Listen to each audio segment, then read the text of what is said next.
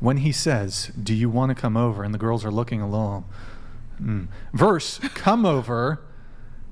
Okay, and they're doing some cringe fucking TikTok dance. Okay. So it's, "Do you want to come over?" question versus "come over." Actually, Nick, can you pull it up? And I want to read the comments on that.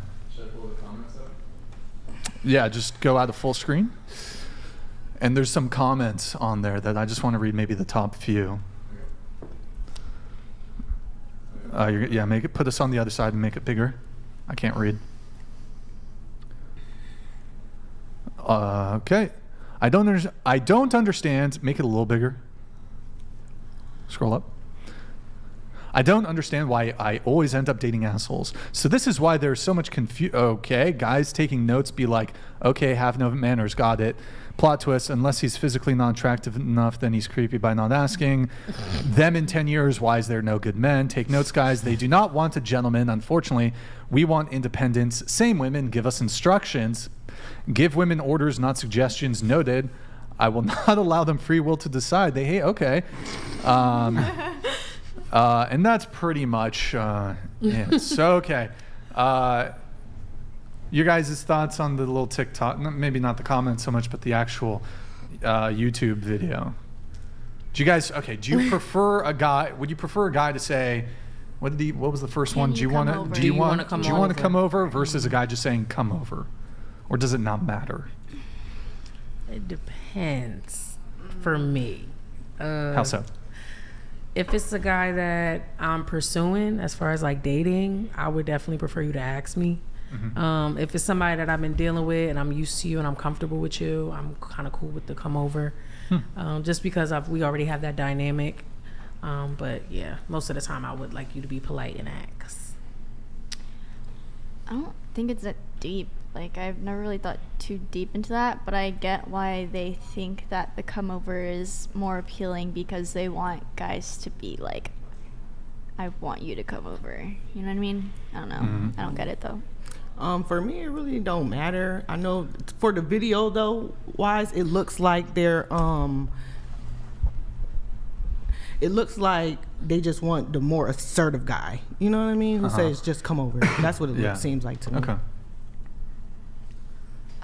So for me, like, when I first watched the video, I was like, yeah, I get it. Like, it's sexy when a man's like, "Do this."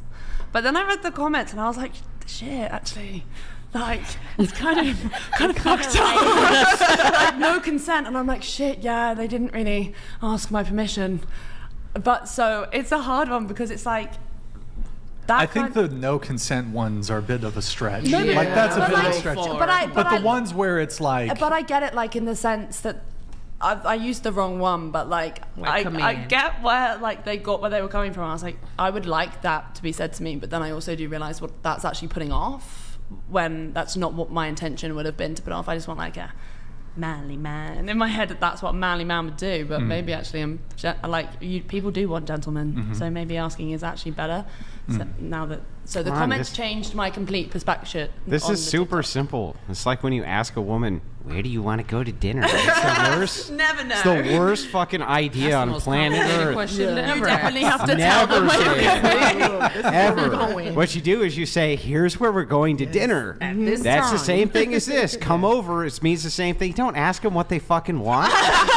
We're going here, and that's it. Your thoughts? Yeah, no, the "do you want to come over?" I love that way more. You know, I love the validation, the reassurance. Go for it. I actually disagree with most of them. So maybe this is just based on how I was raised in my culture, but I think that the man should be dominant, the man should be assertive, the man should lead the woman, and obviously with consent, but the woman should want to submit to her man. So I personally prefer when men just say, "Hey, we're doing this. Hey, come over. Hey, do you want to do this?" versus being all timid and kind of submissive. "Hey, do you want to do this? Hey, where should we go for food?" I prefer when men know what they want, and like I said, obviously there's like the consent was stretching it, but I prefer for men to be dominant and confident. I think that social media builds in really weird tests for relationships and expectations. Like, I think that a guy can be an alpha and, you know, have male leadership and still say, like, hey, would you like to come over? You know, Absolutely. You can be like an alpha male and have manners. And I think, to me, it correlates with, like, have you guys seen the orange peel theory on social media where they're like, basically it's like, can I have an orange? And then it's turned into this whole, you know, if you won't peel an orange for me, you don't love me.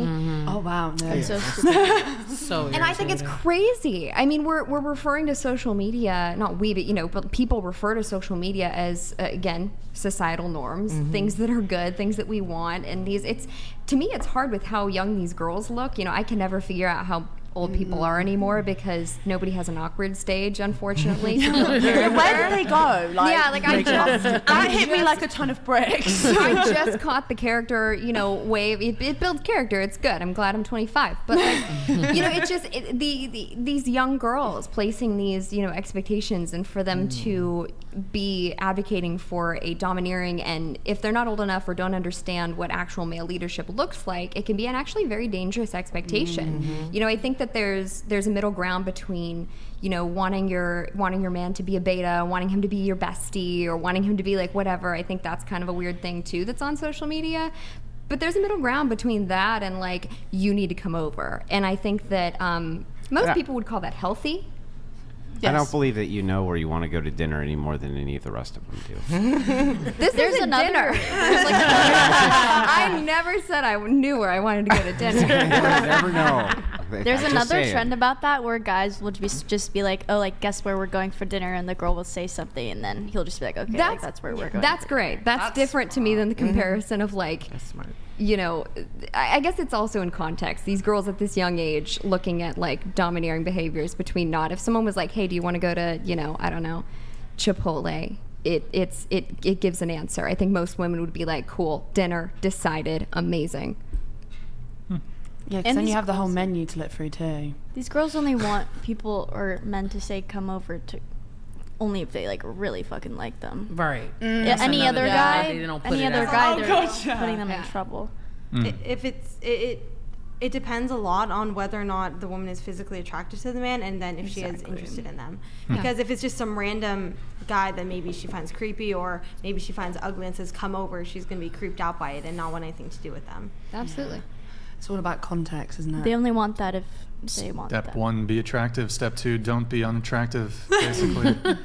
Don't ask people if they're peeling orange for you. Well, it's really interesting, though, because, like, the exact same behavior and treatment that a woman might deem creepy in one man and flirting or desirable in another man really just breaks down to whether she finds that man attractive or unattractive. 100%. Exactly. So the same behavior, like, if he's unattractive, it's creepy. Now, look, there's some things that are just creepy across the board, but, like, there's certain things where if the guy's attractive, she likes it, it's flirting. If she doesn't, if he's not attractive, then I'm ruining your career. Okay. No, but I get what you're saying. It's if a woman was sitting alone, let's just say at a restaurant, and a guy that she found unattractive came and asked, hey, can I sit down by you? She'd be like, you're creepy. But if a guy she thought was a 10 out of 10, it's true though. If a guy who in her eyes she thought was a 10 out of 10 walked up to her and said, hey, can I sit with you? She'd be flattered and say yes. She's taking that. She's accepting yeah. Okay. Well, it is interesting though, because it sort of a little bit gets into, like, I mean, saying come over versus do you want to come over, it's not a huge leap, but you know, it's certainly a bit more assertive, and but it is interesting, you know, there's this trope, and I think tropes tend to be based in some sort of truth. Is it any surprise that if women are attracted to and go for guys who are bad boys, jerks, and assholes, it's interesting to me, a lot of women complain about the men they've previously dated, complain that they're jerks or assholes or whatever. But yet you find yourself attracted to these kinds of men. So is it any surprise when the guy who is exciting to you because he's maybe a bit of a jerk or an asshole ends up treating you poorly? Is it any surprise that, you know? No, it's not surprising. It's just sad when it happens. Like, you kind of mentally prepare yourself because you're like, he's an asshole. He's probably not going to treat me very nice. But you still kind of get. It's because they give off that alpha vibe. Like, they make you feel like they just know how to do it. They're like good at most of them are charming, and they make you feel special, and you feel like you're on cloud 9 for 3 weeks, and it's the best thing of your entire life. And then, but only for 3 weeks. Yeah, and then you're mentally preparing yourself, and you're like, this is gonna end, and this is gonna be rough. And then it happens, and then you cry lots, and then you get over it, and then you fall into the next one, and you're like, great, I'm ready. How many times have you gone through this? Lots. Lots. Well, we're going to move on to our next